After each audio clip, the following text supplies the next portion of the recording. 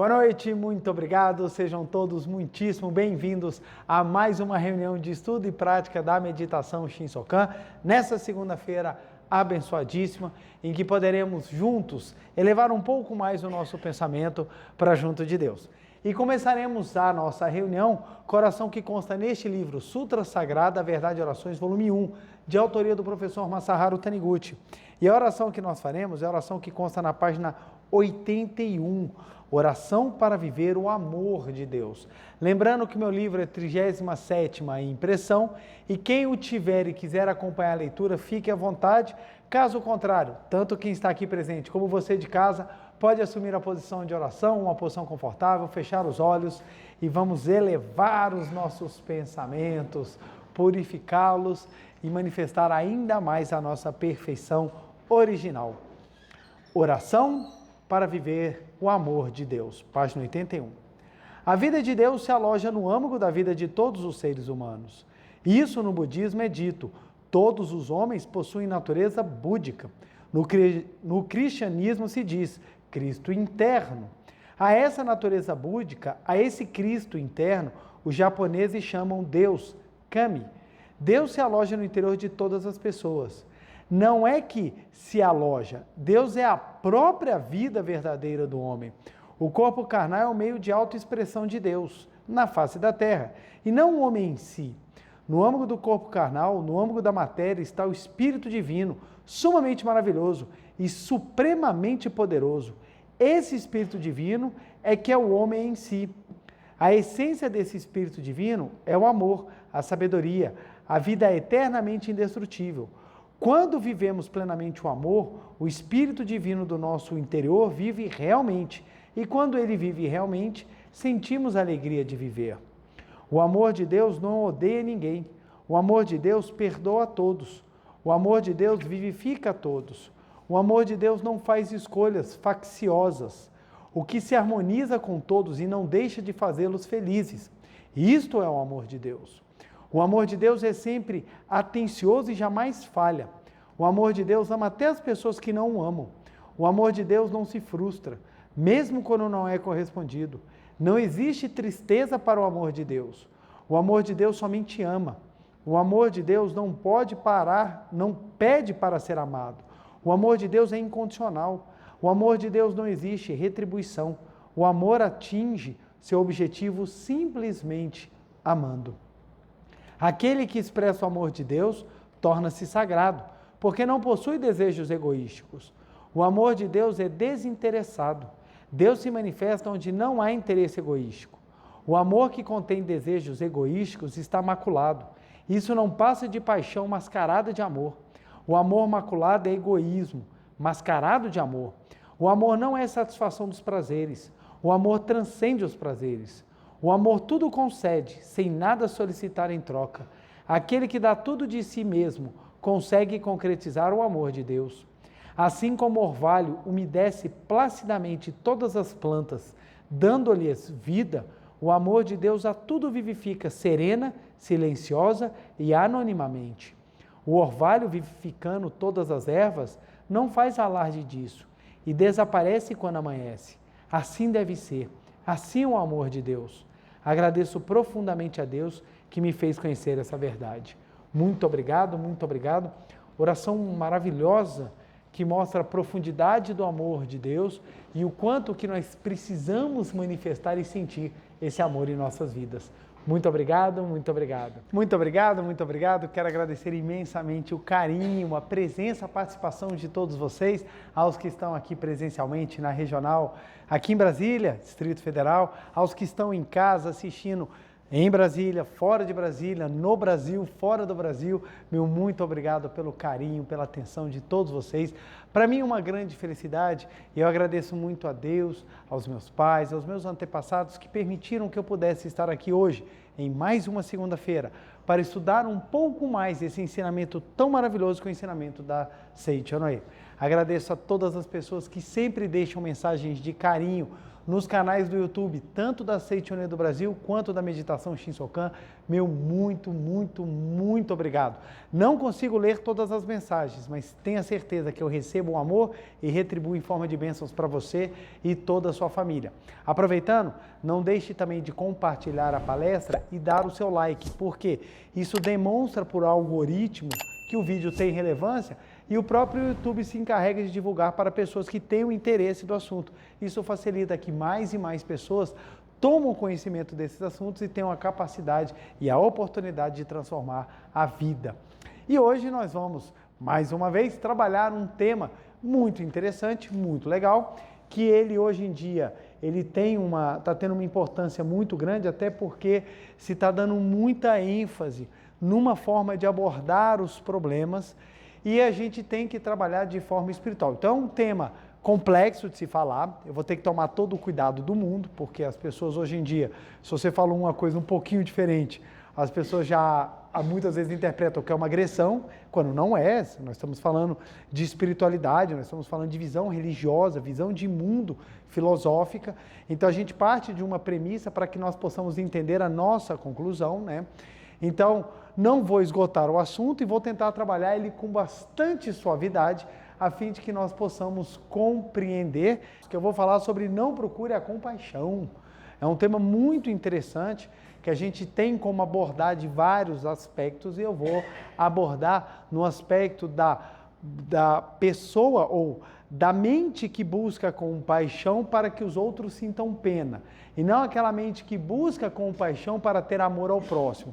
São coisas diferentes, porque a compaixão ela é tratada tanto como aquela compaixão que você tem com o próximo, que hoje em dia nós entendemos muito como uma questão de empatia, uma questão de amor, uma questão de você querer minimizar o sofrimento do outro, como aquela situação em que você se coloca numa postura que você quer que as pessoas sintam pena de você. Então nós vamos abordar nesse espectro, de você não querer se colocar numa situação em que as pessoas sintam pena de você. E nós vamos entender o porquê.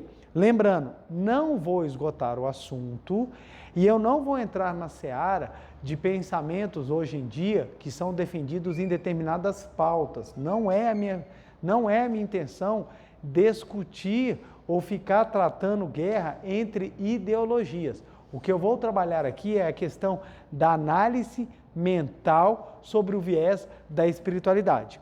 Então nós vamos falar de assuntos filosófico-religiosos.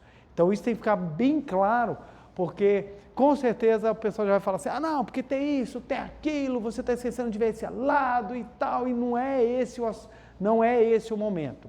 Por que isso é importante? Deixa eu já dar uma introdução que já facilita bastante. Nós poderíamos dizer que dentro da espiritualidade, eu já falei sobre esse assunto aqui em outras palestras, só que eu vou falar assim agora de uma maneira um pouquinho diferente. Nós temos, digamos assim, uma escada de profundidade sobre a análise dos determinados assuntos que existem. Então, nós somos espíritos que estamos vivendo uma experiência humana. Então tem essa frase famosa que o pessoal repete, somos seres espirituais vivendo a experiência humana. Dentro dessa experiência humana, nós temos assuntos que eles vão se aprofundando. Então podemos dizer que o início são assuntos materiais, assuntos referentes a um mundo fenomênico. E nós temos os assuntos que são extremamente espirituais, que são aqueles que dizem respeito à nossa essência, ou, de acordo com a linha religiosa ou filosófica que a pessoa adotar, aqueles que nós vamos trabalhar pós deixar esse mundo carnal. Então nós precisamos compreender que alguns assuntos são da seara material, e não necessariamente ele é abordado numa seara espiritual. E tem assuntos materiais que eles são trabalhados em termos diferentes. Então, a gente pode falar da mesma situação, a gente pode falar, dependendo da situação que a gente fala, a gente pode aprofundar. Quer ver um exemplo? Por que eu estou brigado com fulano? Por que eu estou brigado com fulano? Se você for analisar no nível mais básico, você vai falar, alguém é culpado dessa falha, ou alguém cometeu algum erro. Então você vai na disputa, você vai trabalhar quem está certo ou quem está errado. Se você elevar um pouquinho isso daí, você vai chegar a um conceito, peraí, não. De repente vocês estão brigados porque há alguma dívida entre vocês, de causas outras, que vocês veem neste momento, nesta vida, para que vocês possam aprender juntos. Olha como é que deu uma subida no nível. A discussão passa a ser uma discussão mais profunda. E vai chegar um ponto que vocês chegam e falam, não, na verdade não existe briga nenhuma. Vocês são apenas dois aprendizes que estão juntos na caminhada da existência. Você fala, nossa, que bonito. Dá até para postar no Facebook, não dá, gente? Olha coisa bonita. Você faz uma montagenzinha lá com a pessoa que você odeia e coloca 2 estudantes na vida. Olha coisa bonita, gente. Vai ganhar um monte de like. Olha só. Então, à medida que você vai entendendo essa discussão, você consegue compreender como é que a gente passeia na filosofia da Seichonoye. A gente não fica preso só aqui. Só que a pessoa que só enxerga isso aqui, tudo que a gente fala diferente, ela vai falar assim, não, está querendo distorcer, está querendo amenizar, está querendo suavizar, está querendo fazer A, e B e C. E nesse ponto eu me sinto muito confortável para falar, porque o meu trabalho em si já é isso aqui e para baixo. O meu, você abre um buraco aqui, você vai lá para dentro, porque a gente pega o pior do que a gente encontra do ser humano. Trabalho no Poder Judiciário, briga todos os dias, e dentro das brigas a gente consegue ver coisas que deixam qualquer briga ainda mais suave. Você fala, meu Deus, eu não sabia que era possível fazer um negócio desse. Então o que acontece? Como eu vejo o que é o mais básico, eu consigo compreender quando o ensinamento ou a literatura da Seichonoye tenta levar situações mundanais para espectros mais superiores, para que a gente possa compreender. E quando a gente compreende, muda a forma de nós enxergarmos o mundo. E essa mudança de maneira de enxergar o mundo propicia a mudança da vibração que você emite. E esse é o ponto fundamental. Por que a gente explica as coisas? Para dar a oportunidade de mudarmos. Porque se não for para mudar, não faz muito sentido. Por que a gente explica? Por que a gente traz novas maneiras de ver o mundo? Para que possamos ter a chance de viver de forma diferente. Por isso que a religião ela tem que ser transformadora. A religião ela não pode ser simplesmente um passaporte para o pós-mortem. Não, eu vou para a religião e vou lá ficar esperando para o dia que eu morrer, eu vou para um lugar melhor. Essa não é a visão de uma religião transformadora. A religião transformadora é aqui e agora você conseguir utilizar dos mecanismos necessários para você ser uma pessoa melhor. E o que é uma pessoa melhor? Aí que vem um ponto interessante. O que é uma pessoa melhor? Porque tem várias maneiras de nós enxergarmos uma pessoa melhor. Será que é uma pessoa profissionalmente mais capaz? Será que é uma pessoa que fisicamente se torna mais atraente? Será que é uma pessoa que tem mais dinheiro? Será que é uma pessoa que consegue se comunicar melhor? O que é se tornar uma pessoa melhor? E aqui que vem um ponto muito interessante. Dentro da Seichonoye, nós aprendemos que se tornar uma pessoa melhor é uma pessoa capaz de cumprir a sua missão de vida de forma mais eficaz. Cumprir a sua missão de vida. Isso aqui é muito interessante, gente. Muito interessante. Missão de vida. Isso aqui é só a introdução do assunto, viu? É só a introdução. Mas eu quero mostrar isso aqui tudo para que alguém que esteja assistindo de repente a palestra pela primeira vez, ou alguém que esteja acessando agora a palestra, consiga compreender aonde eu vou. Porque a pessoa começa a assistir e ela começa a medir pela régua aqui embaixo. Se você medir pela régua aqui embaixo, você não consegue entender aquilo que está sendo falado mais acima. Da mesma forma que a pessoa que fica olhando somente para o chão, não vai ver o avião passando logo acima. E por mais que fale, tem um avião passando, nunca vi nenhum. Por quê? Só está olhando para o chão. Então, entendendo esse espectro, ou entendendo essa lógica, você consegue compreender por que nós passeamos em assuntos, e às vezes até assuntos delicados, porque nós precisamos entender os trabalhos que estão por detrás. Se você não faz isso, a coisa fica vazia. Fica vazia. Então nós temos que tocar às vezes em assuntos delicados. Na hora de tocar em assuntos delicados, qual é a finalidade? Ou o que isso me traz de aprendizado? E aí você vai andar na régua, você vai andar na escada, você vai subir os degraus, para que você entenda a real, ou para que você compreenda o real trabalho que está sendo feito, para que você cumpra a sua missão de vida. Então isso é muito, muito, muito importante mesmo. Isso é fundamental. Se nós não tivermos essa visão, as coisas ficam sempre na superficialidade. E aí fica aquele pensamento, não, quando eu morrer, aí eu vou chegar lá e vão abrir a porta para mim e eu vou para o céu. E aí, o que você vai fazer no céu? Tenho a menor ideia, mas eu vou para o céu e lá eu vou ficar. Quanto tempo? O resto da eternidade.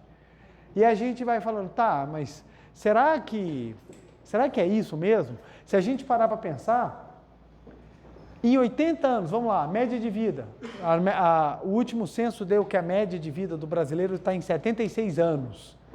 Será que em 76 anos a gente aprende tudo que temos que aprender? A gente consegue aprender? O primeiro ponto é esse, será que uma vida de 76 anos é eficiente? A gente não precisa nem olhar para o vizinho, a gente olha para a gente. Será que eu consegui, no tempo que eu andei, vamos pegar meu exemplo, eu com meus 15 anos, será que eu consegui aprender tudo que eu precisava? Eu gostei do silêncio, gente, obrigado. Todo mundo acreditou. Brigadíssimo.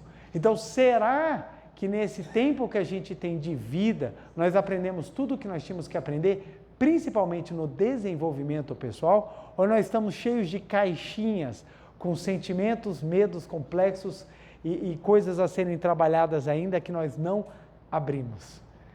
Nós temos dentro de nós a nossa caixinha de Pandora, que quando nós abrimos, saem monstros lá de dentro que mexem com a gente. Será que em 76 anos a gente tem condição de abrir todas as caixinhas de Pandora da nossa existência para que a gente possa colocar para fora aquilo que a gente realmente sente ou aquilo que a gente realmente gostaria e não conseguimos? Então, é uma reflexão que a gente faz para a gente entender isso daqui. É muito interessante porque dentro da filosofia da Seichono eu pude fazer um estudo, não é um estudo aprofundado do mundo espiritual, mas o estudo necessário para eu compreender como funciona essa escola de idas e vindas, ou essa escola em que você tem como compartilhar e entender aprendizados profundos de existência. E você começa a ter uma nova visão, uma visão que é muito mais concentrada naquilo que realmente vale a pena gastar energia. É interessante que dentro do Poder Judiciário tem processos que vêm a mim, eu tenho certeza que a pessoa não passa problema na vida dela. Porque quem tem problema não tem tempo para gastar com coisa assim, gente. Você fala assim, não, isso aqui tem muito tempo para gastar. Porque quem não tem tempo para gastar, gente, não faz esse tipo de coisa, porque sabe o tanto que desgasta. Mas tem pessoas que gostam. Eu lembro que quando eu trabalhava numa cidade aqui, perto aqui do Plano Piloto, tinha uma família que ia todo dia para o fórum.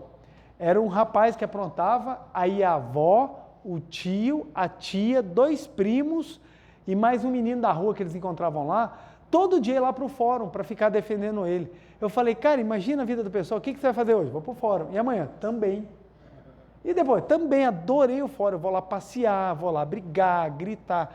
Aí você vê, ela está gastando a energia dela com o quê? É algo útil, é algo construtivo? Porque era a família toda, gente, era todo dia a mesma família lá. Você não vai falar, pô, pelo amor, não tem condição de todo dia a mesma família ter um monte de processo lá. Só se for uma família de advogado. Aí vai todo mundo lá para pegar as causas. Então, o que acontece? Esse tipo de gasto de energia inútil é algo que muitas vezes nós fazemos e quando nós começamos a entender profundidade e novas perspectivas de mundo, a gente começa a mudar bastante. O livro que eu vou utilizar para trabalhar esse nosso tema é o livro A Verdade da Vida, volume 3, da coleção principal da Seichono, que é a coleção A Verdade da Vida, composta de 40 volumes. Esse é o livro 3. Essa é uma coleção maravilhosa, que ela é um tratado de filosofia, ciências, psicologia, humanas, vivência, experiência. É fantástico o quanto que a gente consegue observar que nós nos enxergamos e como nós temos situações que se assemelham àquilo que o professor Masaharu Taniguchi fez. Só abrindo parênteses, a título de curiosidade, o professor Masaharu Taniguchi começou a escrever vários artigos. Então ele lançava em revistas finas, ele lançava a revista, ele lançou a primeira, publicação oficial, 1º de março de 1930. E ele começou a lançar. Chegou no final do ano, ele já estava lá com 9, 10 exemplares. O que ele fez? Ele juntou essas revistas e fez um livro. E assim começava a nascer o livro A Verdade da Vida. Ele começou a juntar as revistas, encadernava e transformava no livro. E o pessoal pedia mais números e queria nova publicação. Então ele começou a pegar os artigos que antes ele só juntava e começou a organizá-los. Essa organização foi gerando os volumes. Então os volumes vão falando sobre assuntos específicos, que é aquilo que ele foi escrevendo durante décadas. Então, a Seichonoye iniciou-se em 30, a coleção A Verdade da Vida só ficou pronta em 1960. Então, durante esses 30 anos foram organizados os capítulos, foram organizados os temas. Então, nós temos vários livros específicos sobre temas já trabalhados que fazem com que a gente consiga focar ou ver aquilo que é mais importante naquela área. Então, fecha parênteses. Então, esse aqui é o volume 3 da coleção A Verdade da Vida, que vai falar sobre luz e vida. E tem na página, meu livro é a...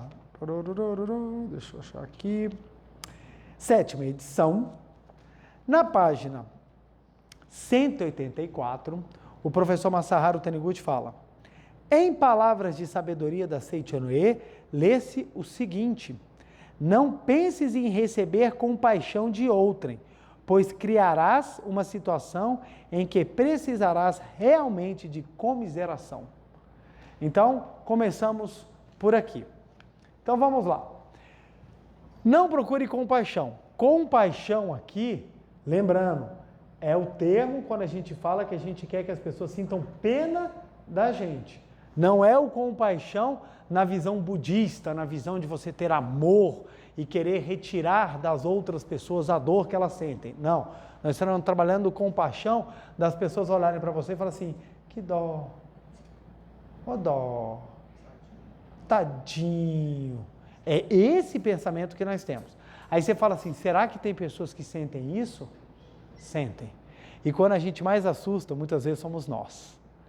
Por quê? A nossa visão equivocada do mundo e a nossa falta de percepção da qual é a nossa missão de vida nos faz cada hora buscar um local para a gente se acomodar e lá falar, somos pobres, coitados, me deixem em paz.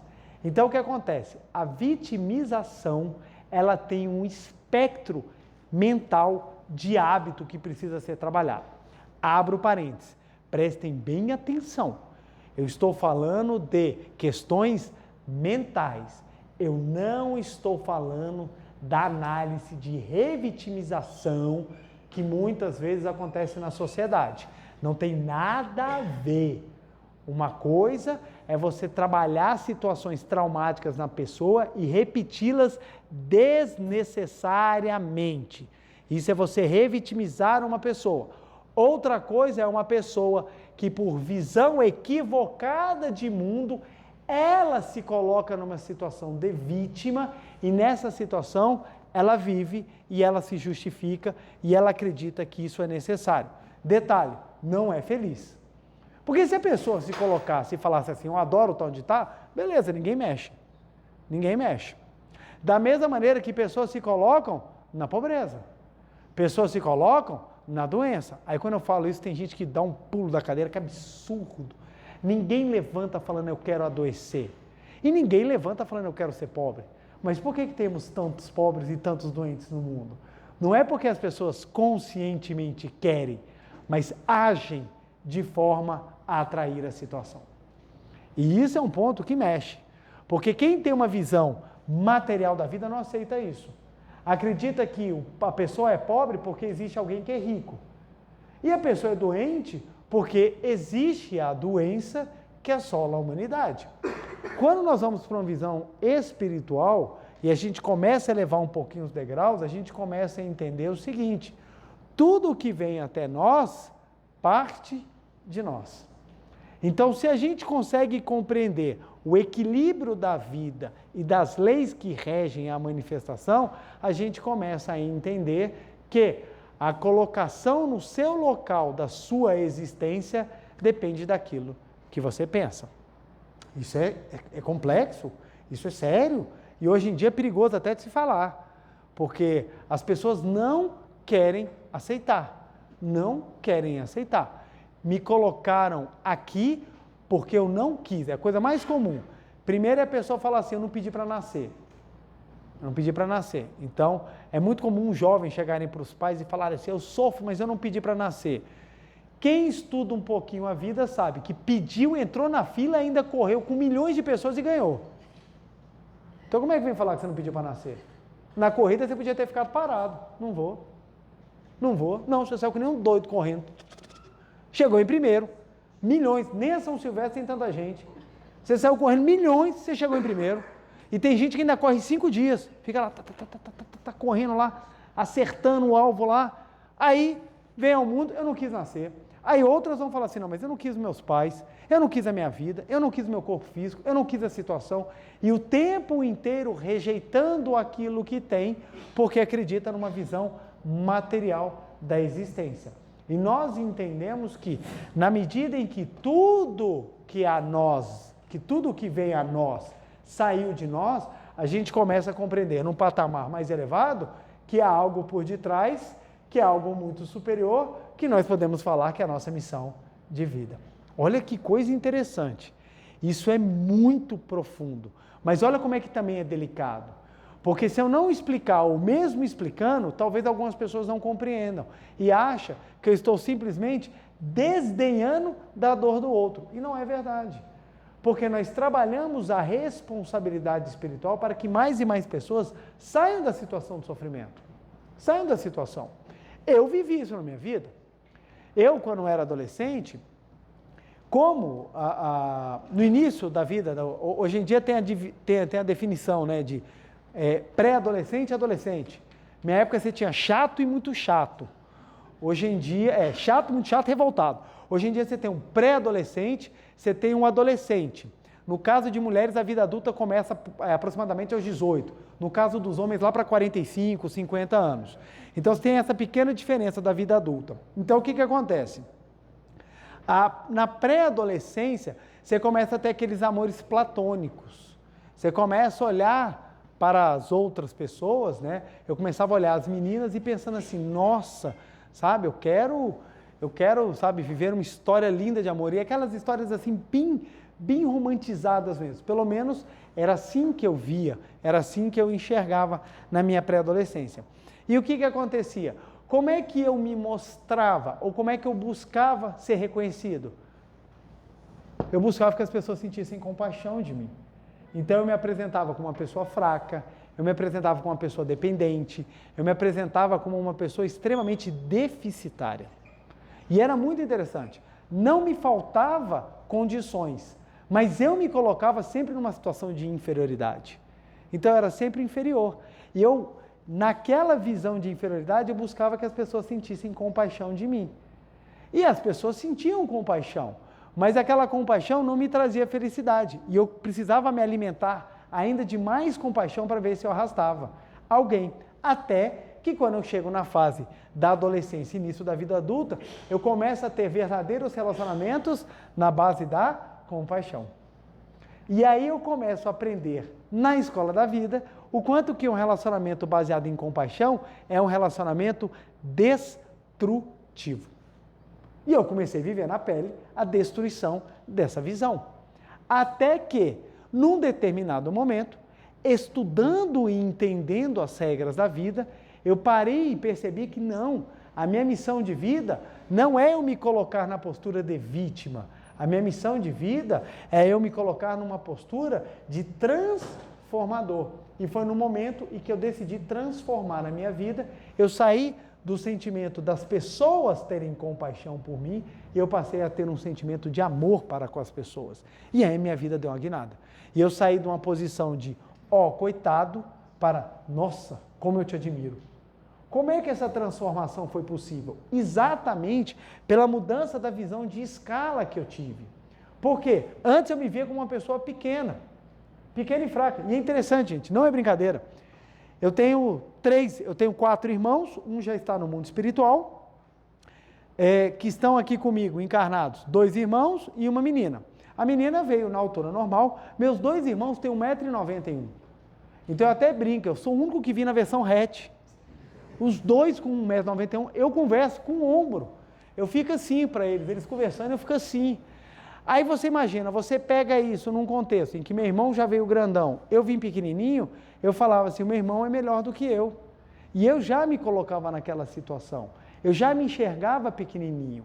Eu já me via. Na minha turma, eu sempre era um dos primeiros, porque eu era baixinho, todo mundo muito alto. Então, eu era o terceiro da fila. Então, eu me acostumei a acreditar que eu era pequeno. E isso gerava em mim a ideia de que eu precisava da compaixão dos outros para que eu fosse enxergado. Então, eu vivia sempre assim, sabe, buscando. Sabe quando você escuta aquelas músicas e gosta de curtir uma tristeza? Então, você vai para uma festa, na minha época a gente dançava, gente. Hoje em dia nem sei o que acontece nas festas. Eu acho que se não dá um boletim de ocorrência já está no lucro. Então, na minha época a gente ia para as festas e dançava, e não é muito longe não, viu gente? A gente ia nas festas e dançava, aí você não dançava com ninguém, eu chegava, botava aquelas músicas assim na rádio, aquelas músicas, aquelas lentas assim, bem tristes, assim, você curtia.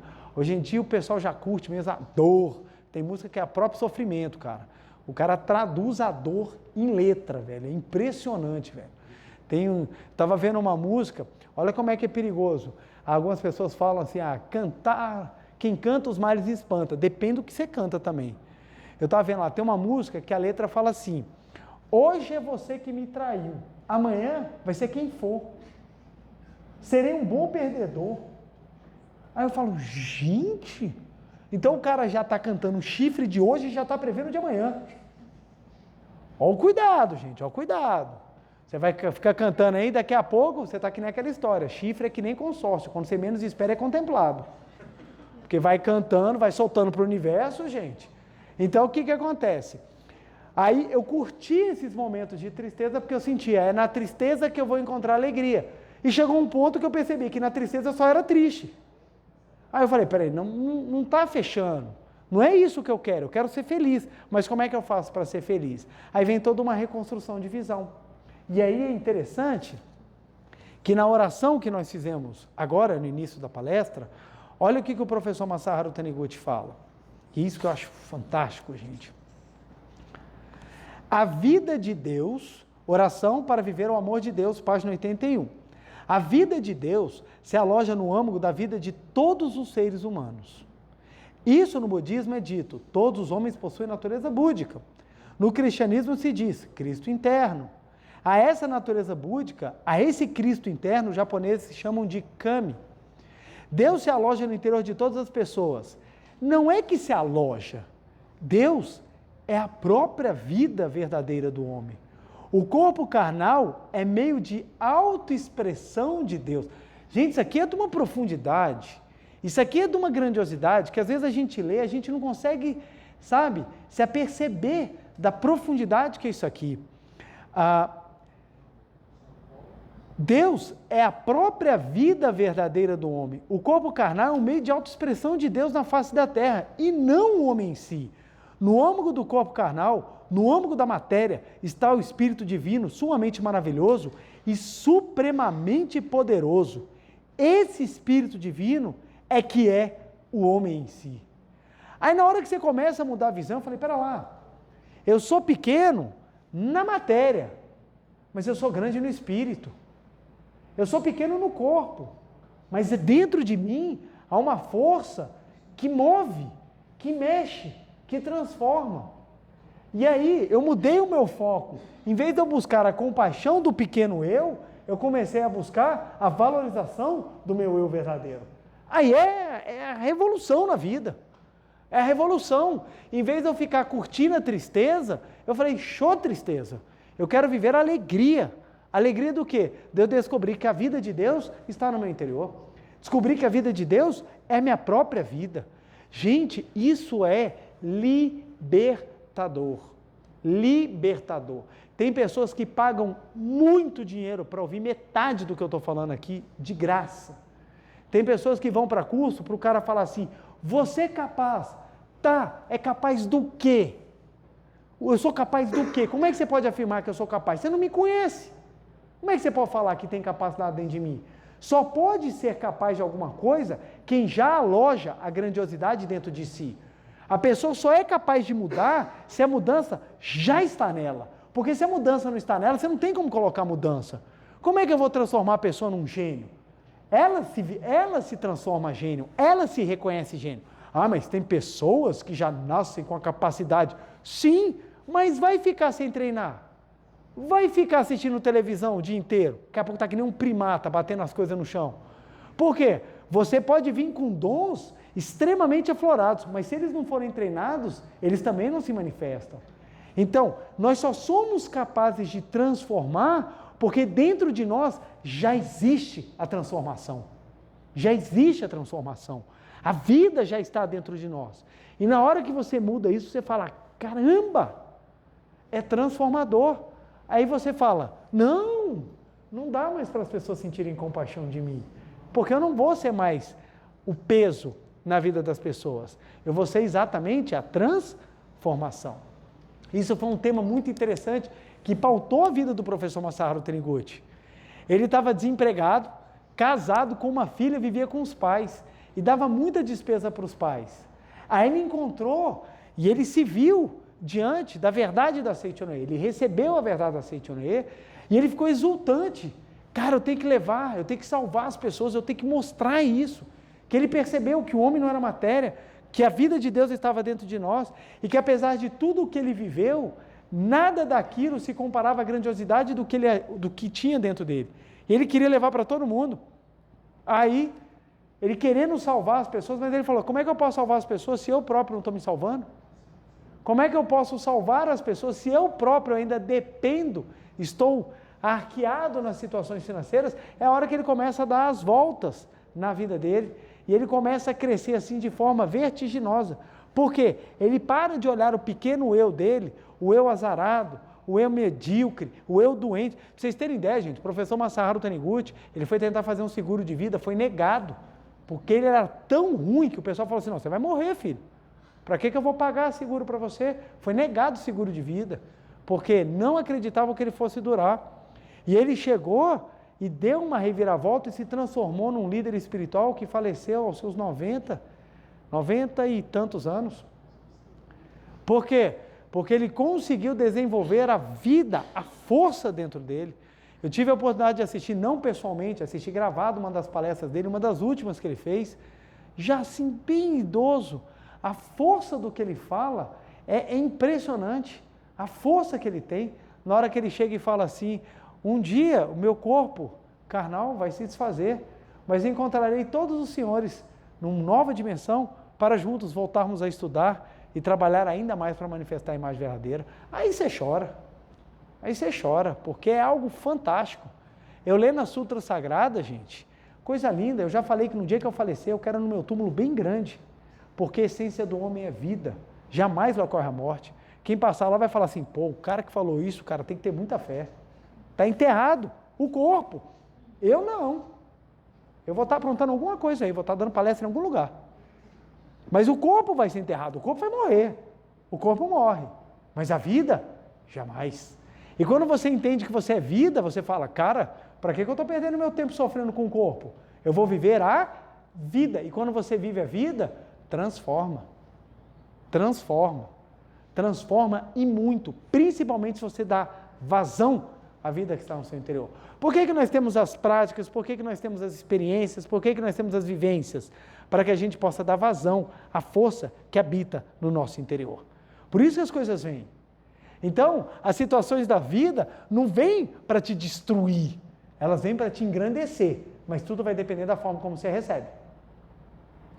Você está parado, você ganha de presente. Quando você abre, é um peso de musculação de academia. A pessoa que entender, ela vai falar, valeu, vou malhar e vou ficar sarado. A pessoa que não entender, fala assim, que porcaria, presente mais inútil, me dá um trem para carregar, olha o peso disso aqui. E ela não compreende para onde que vai. Olha como é que a vida é interessante. A pessoa, ela corre das lições. A vida vai achando um jeito de fazer com que ela cumpra. Ela pode passar a vida inteira correndo. A vida vai pegar, porque a vida é esperta. Ela vai fechando, gente. Quando você menos espera. Eu lembro que eu falava assim, eu nunca vou me relacionar com uma pessoa assim, nem comprar um Fusca. Eu estava com uma pessoa exatamente do jeito que eu falei que não queria, no anúncio de jornal, procurando um Fusca para comprar. Falei, eu brinco, a gente vem nesse mundo para pagar a língua. Por que a gente vem nesse mundo para pagar a língua? Porque esse mundo é um local de aprendizado, onde você vai superar o material na busca do espiritual para cumprir a sua missão de vida. E qual que é a sua missão de vida? Aquilo que só você pode fazer. Uma vez uma jovem perguntou para mim, como é que você pode falar que eu sou importante para o universo? Eu não faço a menor diferença. Só a nossa galáxia tem bilhões de estrelas. Só a Via Láctea. Existem bilhões e bilhões de galáxias. O universo com seus 13,8 bilhões de anos-luz, pelo menos a distância atualmente aceita, o universo com seus 13,8 bilhões de anos-luz tem bilhões e bilhões e bilhões de galáxias, e cada galáxia tem bilhões e até trilhões de estrelas, e cada estrela pode ter os seus planetas com possibilidade de você ter trilhões e trilhões e trilhões de estrelas. Como é que você pode falar que eu sou importante nessa coisa toda? Eu sou nem a poeira da poeira da poeira da poeira da poeira da poeira. Eu falo, é verdade, se você for olhar fenomenicamente, nós somos insignificantes. Nós somos insignificantes. É interessante que se você for pegar o calendário, achei muito legal isso aqui. Você pega um calendário do dia 1º de janeiro até o dia 31 de dezembro. E se você colocar a história do nosso planeta, ou a história da Via Láctea, você vai ver que a história da humanidade está toda no mês de dezembro. Não chega nem no resto do ano. Então, ou seja, foi meses sendo trabalhado para chegar no final, e a gente está aqui, gente, dependendo do que for, começa tudo no dia 26. Se você espremer toda a história do universo no calendário, né? No calendário, vai dar assim a partir do dia 26. Então, ou seja, a nossa existência na face da Terra, ela é muito recente, a nossa existência perante o universo, ela é ínfima. Aí você olha assim e você fala, ó, me deu assim um vazio, né? Me deu um vazio, eu sou tão pouco. Essa é a visão fenomênica. Mas nós não somos fenômeno, nós somos espírito. Aí nós começamos a ver as outras missões. Olha que interessante, só você pode cumprir uma missão que lhe foi dada, amar quem está perto de você. Só isso, só isso. Eu lembro uma vez, muito revoltado com os meus pais, brigando muito, e assim, eu querendo entender o porquê que eu vivia essa dinâmica. E eu, claro, na visão de compaixão, eu sempre achava que os meus pais eram os piores. Aí eu comecei a conviver com outras pessoas, e eu comecei a ter choques de realidade, quando eu comecei a observar que não era tão ruim a minha vida, pelo contrário, era muito boa, mas eu queria achar que era ruim, porque eu precisava mostrar que eu era a vítima, eu era o coitado, tadinho dele, não ganhou o presente que ele queria, não viajou para onde ele queria. Então, quando eu comecei a ter esse choque, eu comecei a perceber que, nossa gente, às vezes as nossas missões são até fáceis, a gente que as torna complexa pela preguiça e falta de sensibilidade de enxergar o que nós temos que realmente fazer. E uma coisa começou a me marcar muito, Qual é a minha missão? Eu estou falando da minha experiência. Qual é a minha missão de existência? E quando eu entendi que uma das minhas missões era levar felicidade aos meus pais, a primeira coisa que eu aceitei na minha vida foi crescer. A primeira coisa que eu aceitei. Minha mãe perguntava, o que você quer ser? Mãe, meia boca, tá ótimo. Tá ótimo. Eu falava com a minha mãe, a última coisa que eu quero na minha vida é trabalhar de terno, no ar-condicionado, tendo que estudar. Eu só faço isso, gente. Eu só faço isso. Eu saio no domingo, eu saio de terno, gente. Até nos momentos que eu estou me divertindo, muitas vezes é de terno, porque eu acabo que eu tenho muitas missões e eu tenho que estar o tempo inteiro com essas roupas maravilhosas, que eu agradeço muito. Então, o que acontece? A gente se coloca nas situações e eu falava assim, não, mãe, eu quero mais ou menos. Quando eu parei para perceber e eu vi o trabalho que eu dei para os meus pais, principalmente no 2º grau, que eu fui um péssimo aluno, excelente bagunceiro, mas péssimo aluno, aí eu falei assim, não, eu quero dar orgulho aos meus pais. E qual é o caminho que a gente tem para dar orgulho aos pais? Olha que interessante, é tão óbvio, é tão simples, mas às vezes é tão difícil a gente enxergar. Qual é o caminho que a gente tem para dar felicidade aos pais? Sermos felizes. É simples. Pai e mãe só quer saber, posso morrer?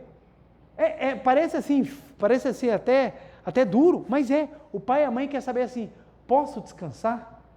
Você já foi. Tanto que, até hoje, pai e mãe preocupam se você comeu, se você está bem, se você está saindo sem casaco. Por quê? Ele quer saber se você está bem, se você está protegido. Se você chega para o seu pai e para a sua mãe e fala, pai, eu estou feliz, eu estou bem, o seu pai está, missão cumprida. Ele realiza os sonhos da vida dele na criança. Eu vejo isso, gente. Eu nunca tive muitas coisas. Na adolescência, a gente sabe, vida com muitos irmãos e aquelas dificuldades, crescendo, meus pais construíram casa, tudo mais, então teve aqueles apertos. E, por exemplo, bandeja de Danoninho era uma vez nas compras, não tinha estoque de Danoninho. Sucrilhos, a gente brincava quase de quebra-cabeça. A gente espalhava na mesa assim, ia separando só os pedacinhos, sabe? Então, assim, era tudo mais difícil. Hoje em dia é tudo mais fácil, né? Então, pizza era dividido na régua, gente. Era todo mundo com a faca. Aí, se alguém cortasse 1 milímetro a lenha, o tomate tinha que ser certinho. Então, assim, eu cresci numa vida saudável, de divisão, de aprendizado. E quando meus filhos vieram, vontade que eu tenho de dar tudo, para que eles não vivam o que eu vivi. Mas eu lembro, não pode. Porque se eles também não passarem pela experiência, eles também não vão aprender. E aí vem um processo de cumprir a missão de vida. Eu falo muito para minha filha. Eu falo, filha, o papai tenta fazer o melhor, mas o papai erra. Mas o fato do papai errar não quer dizer que o papai não te ama. Quer dizer que ambos estamos num processo de aprendizado. E você vai precisar aprender um dia, como eu também precisei aprender. E na hora que eu entendi isso e falei, agora eu vou buscar amar os meus pais e levar alegria aos meus pais, eu comecei a trabalhar em ser feliz. Olha que coisa mais interessante. Eu nunca cuidei tanto de mim na época que eu estava querendo cuidar dos meus pais. Porque na hora que eu percebi que na hora que eu cuidava de mim, meus pais estavam tranquilos, eu falei, estou cumprindo minha missão. Aí, na hora que eu obtive o sucesso, seja ele na área amorosa, seja ele na área profissional, seja ele na área pessoal, eu vejo o orgulho dos meus pais, eu falo, tá aí, eu enchi o coração deles de alegria. Desejando a felicidade do outro, eu acabei conquistando a minha própria felicidade. E esse é um caminho maravilhoso, gente, que muitas pessoas não percorrem porque tem um sentimento de revolta, tem um sentimento de tristeza. Em vez de buscar a compaixão, eu quis buscar verdadeiramente o amor. Eu larguei o pensamento de quero ter compaixão e não. Ao invés de eu ficar num canto triste, eu comecei a querer ajudar as pessoas a saírem da tristeza. E isso me ensinou a ter amigos. E amigos vão te ajudando a crescer, vão te ajudando a aprender, você vai ajudando. Eu falo para as pessoas não acreditam, eu era muito tímido. Muito tímido. A professora chegava na sala de aula e falava assim, vou fazer uma pergunta. Eu era o primeiro a derrubar o material no chão para ficar com a cabeça baixada, para a professora não me achar. Eu levantava, eu ia dar recado na sala, eu ficava, não conseguia me expressar. O que me ajudou a me expressar? A dificuldade de ter que aprender a falar e a consciência de que a vida de Deus está dentro de mim. Deus não tem dificuldade de expressão, timidez não é atributo divino. O que eu quero dizer é que Deus, ele se expressa de maneira fluida, como a água de um rio que jorra. E exatamente por acreditar nisso que eu falei, então eu também sou capaz de me expressar. Eu também sou capaz de me expressar. E comecei a fazer o quê? Treinar, mas não com aquela ideia, se der certo. Não, vai dar certo, porque a vida de Deus está dentro de mim. E você flui, e você começa a desenvolver, e você começa a crescer. Hoje em dia me tornei palestrante. Não era o meu futuro, não era o que eu queria. Eu não queria ser palestrante, mas acabou acontecendo. Por quê? Porque a vida de Deus se manifestou. E vários pontos foram sendo trabalhados e melhorados. Vários pontos. A capacidade de falar, a capacidade de se expressar, isso foi se tornando uma constante. Uma constante. E olha o que o professor Masaru Taniguchi fala. Voltando aqui. Isso se aplica também nos casos de tratamento de doenças. Tratamento de doenças. São várias as causas de doenças, mas são muitas as pessoas por este mundo afora que criaram suas doenças por trazer ocultos no fundo do seu subconsciente sentimentos de autocomiseração ou desejo de ser alvo de compaixão dos outros. Não é pouco. Eu conheço gente que ficou doente para não ter que trabalhar. Eu não quero trabalhar, então eu preciso adoecer. E ela adoece. Gente, tem relatos de pessoas que ficaram doentes na Segunda Guerra Mundial, principalmente na Alemanha, elas ficavam doentes seriamente e a ordem era, quem não for para o fronte vai ser fuzilado, e as pessoas se curavam. Por quê? A pessoa ficava doente porque quem está doente não vai para a guerra. Quando botava no pelotão, não, pensando bem, curei. Aí você fala, a pessoa está enganando? Não, gente, é ação do subconsciente. O subconsciente ele tem uma capacidade de criar que nós não temos ideia. Eu tenho pessoas próximas a minha, que ficaram doentes para não ter que trabalhar. Ela falou assim, não quero trabalhar. Aí você viu que ela foi ficando doente, até ser aposentada. Quando ela é aposentada, ela começa a ter melhora. Mas a melhora não pode ser muito, porque tem um perigo de perder a aposentadoria. Então ela sai de sequelada, ela vai só para meio e fica lá. Às vezes quando dá uma quedinha, mas fica lá. Mas é impressionante, quando tira a aposentadoria, a melhora que ela tem. A melhora que ela tem.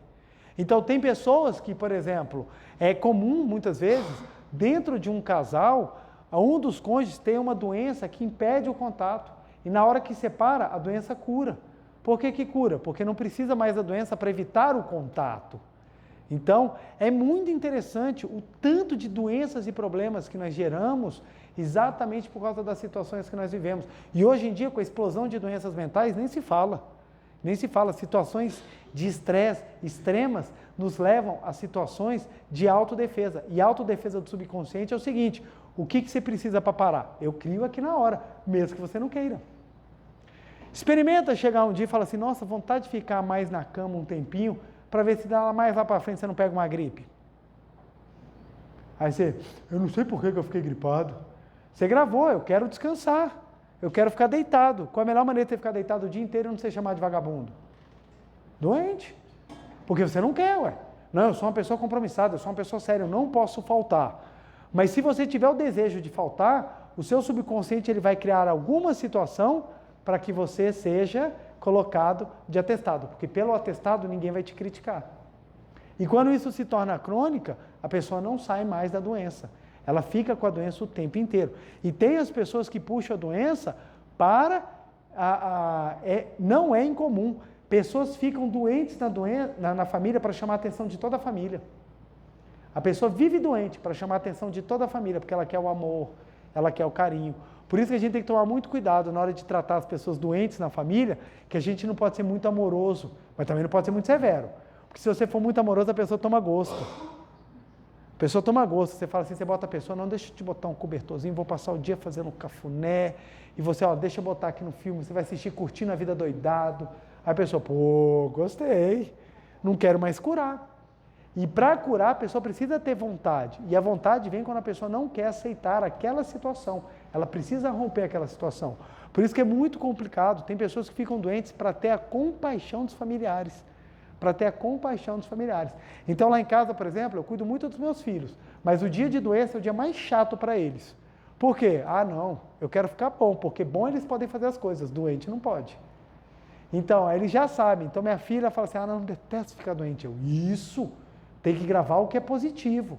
Se acontecer, desintegração, mas que não seja uma vontade criada pelo seu subconsciente.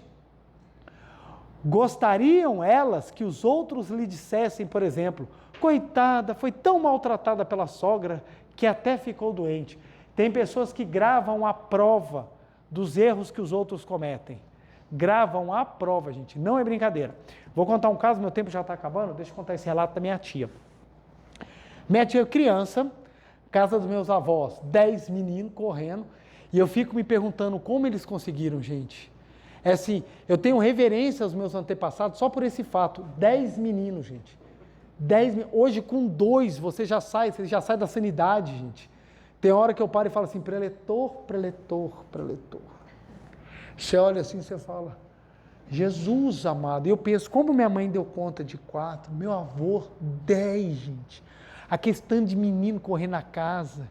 Eu falo assim, e a casa era 2 andares, gente, escada, menino correndo escada. Hoje em dia o menino sai de casa, seu coração já palpita. Lá eles falam assim, ó, tá na mão de Deus. Tá na mão de Deus. E o que acontece? Minha tia, criança, querendo fazer experiência, pegou um garfo e botou no fogo. O garfo ficou incandescente. Chegou minha outra tia do lado, ela virou e falou assim, vamos ver? E botou no olho dela. Óbvio, minha tia gritou, alucinada, porque havia queimado aqui. Só que meu avô chegou, e quando ele viu a cena, ele vê minha tia com um garfo incandescente e a outra gritando com a mão no olho. O que será que ele pensou? Cegou. O que ele fez?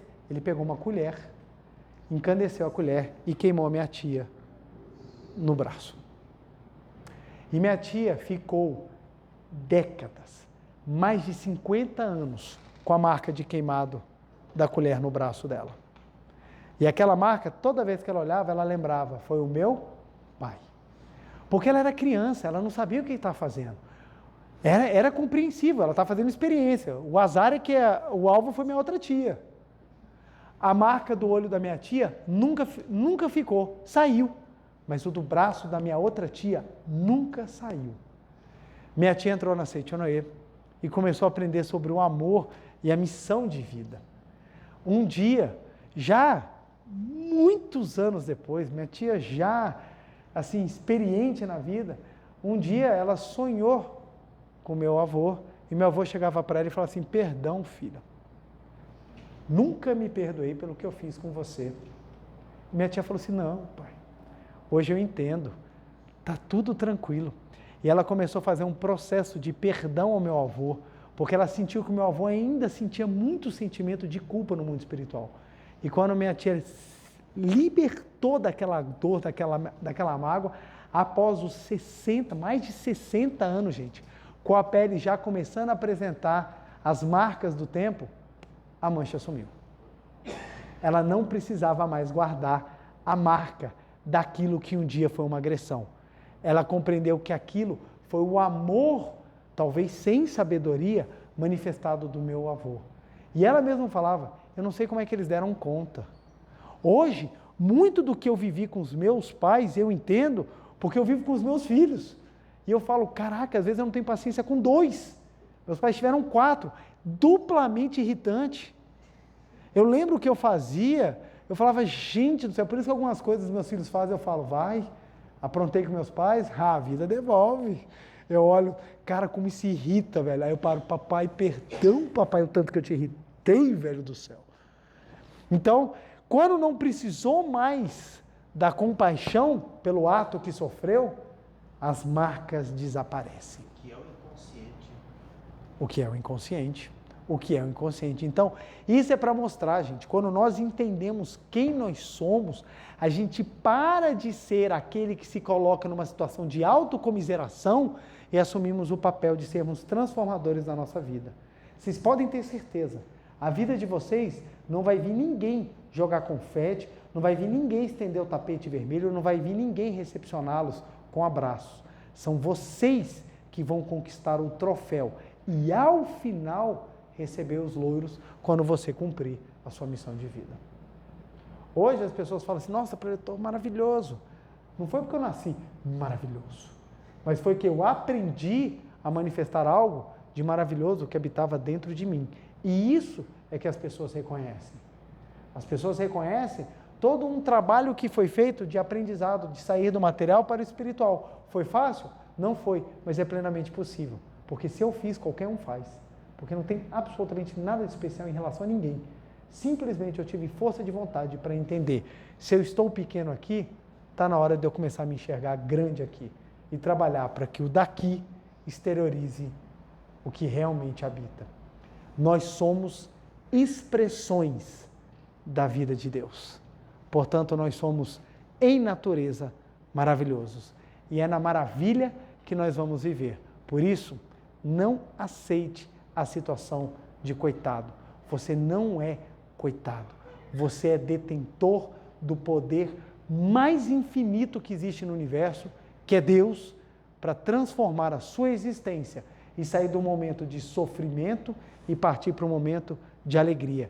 Sair do momento de aprendizado e construir conhecimentos, construir base, construir amadurecimento espiritual. Você sair de lágrimas e você transformar numa vida rica.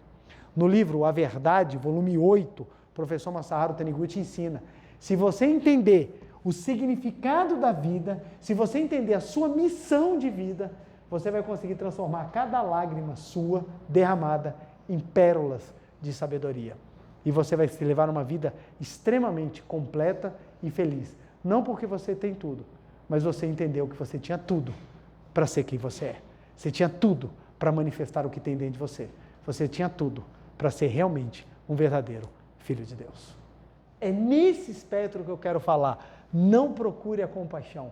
Seja você o amor e não a pena. Eu gosto muito de uma frase que meu tio falava para mim. Quem tem pena é galinha. Não sejamos nós aqueles que têm pena ou que carregam pena. Sejamos nós aqueles que levam a luz, o amor, a grandiosidade e principalmente a esperança a quem está ao nosso redor. Beleza, gente? E aí que vem a importância da prática da meditação Shinsokan. Porque na prática da meditação Shinsokan, o que nós aprendemos? Sou um ser espiritual porque a vida de Deus habita dentro de mim. Quanto mais eu pratico, mais eu tomo convicção. Quanto mais eu tomo convicção, mais eu deixo essa situação cômoda de ser alguém digno de compaixão e passo a ser ator, transformador e principalmente construtor do meu destino, da minha vida, da minha felicidade. Vamos meditar então, gente? Muito obrigado. Uma reverência.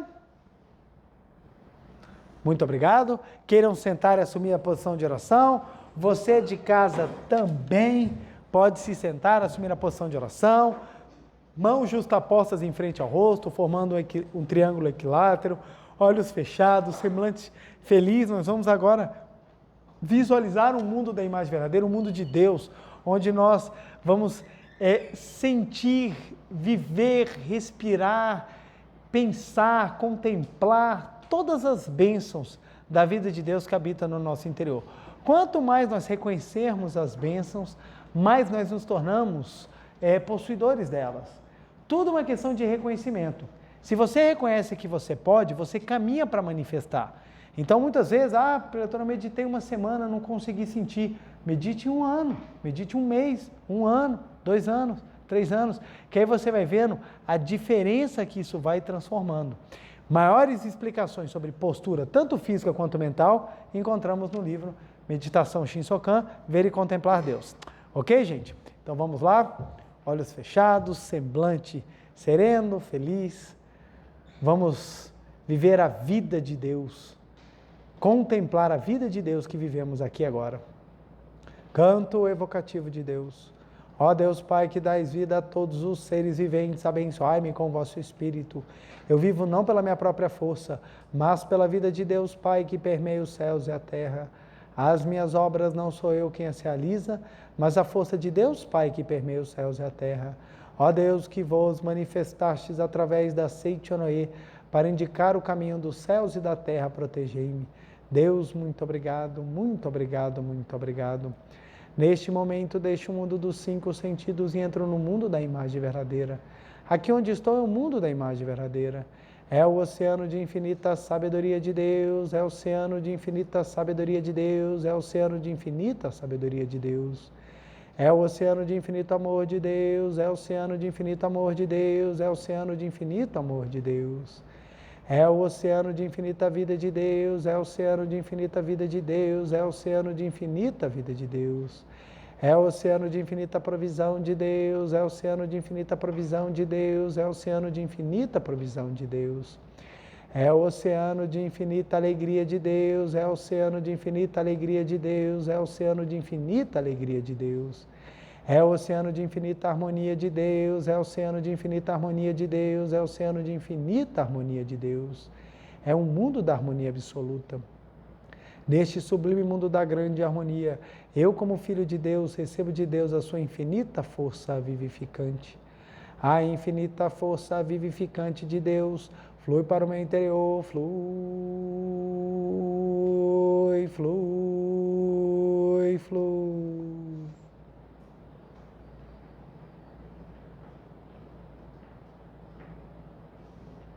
Pela luminosa força vivificante de Deus, sou preenchido, sou vivificado, sou preenchido, sou vivificado, sou preenchido, sou vivificado, Deus. Muito obrigado. A infinita força vivificante de Deus flui para o meu interior, flui, flui, flui. Pela luminosa força vivificante de Deus, sou preenchido, sou vivificado, sou preenchido, sou vivificado, sou preenchido, sou vivificado, Deus. Muito obrigado. Já não sou eu quem vive, é a vida de Deus que aqui está e vive. Já não sou eu quem vive, é a vida de Deus que aqui está e vive. Já não sou eu quem vive, é a vida de Deus que aqui está e vive. Já não sou eu quem vive, é a vida de Deus que aqui está e vive. Já não sou eu quem vive, é a vida de Deus que aqui está e vive. Já não sou eu quem vive, é a vida de Deus que aqui está e vive. É a vida de Deus que aqui está e vive. Deus, muito obrigado, muito obrigado. Visualizemos agora o mundo divino, esplendoroso, onde estamos aqui agora vivendo a vida de Deus. Todos os atributos de Deus, sabedoria, amor, vida, provisão, alegria e harmonia, estão aqui agora manifestados em minha existência.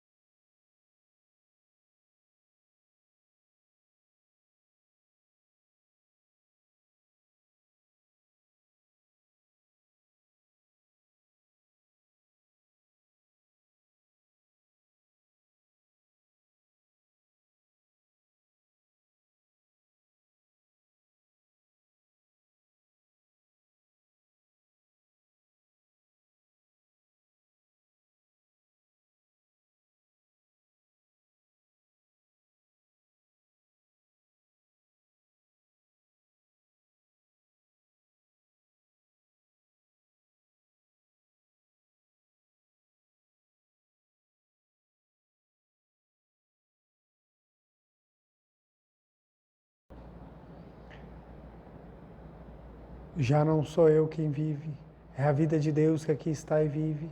Já não sou eu quem vive, é a vida de Deus que aqui está e vive. Já não sou eu quem vive, é a vida de Deus que aqui está e vive. Deus, muito obrigado, muito obrigado, muito obrigado. Oração pela manifestação da imagem verdadeira do Brasil. Neste momento, fluindo o mundo da imagem verdadeira, a infinita sabedoria e infinito amor de Deus. Através dessa infinita força, o Brasil se torna tão perfeito como já o é no mundo da imagem verdadeira. Deus, muito obrigado. Neste momento, flui do mundo da imagem verdadeira, a infinita sabedoria e infinito amor de Deus. Através dessa infinita força, o Brasil se torna tão perfeito como já o é no mundo da imagem verdadeira. Deus, muito obrigado. Oração pela paz mundial. O infinito amor de Deus flui para o meu interior e em mim resplandece como uma brilhante luz espiritual de amor. A luz espiritual de amor cresce e cresce em intensidade, cobrindo o coração de todo o povo da Ucrânia, de todo o povo da Rússia e de todos os povos do mundo, somente com pensamento de amor, paz, ordem e da verdade centrada na vontade de Deus. O infinito amor de Deus flui para o meu interior e em mim resplandece como uma brilhante luz espiritual de amor. A luz espiritual de amor cresce e cresce em intensidade, cobrindo o mundo completamente, preenchendo o coração de todas as pessoas e o interior de todos os animais, plantas e fungos, somente com pensamento de amor, paz, ordem da verdade, centrada na vontade de Deus. Muito obrigado. Canto da grande harmonia. A harmoniosa vida de Deus ilumina o universo e no mundo reina a paz. A harmoniosa vida de Deus ilumina o universo e no mundo reina a paz. Muito obrigado, muito obrigado. Fim da meditação, podemos desfazer a postura. Aos que estão aqui presentes, quem não ficar de pé, por favor.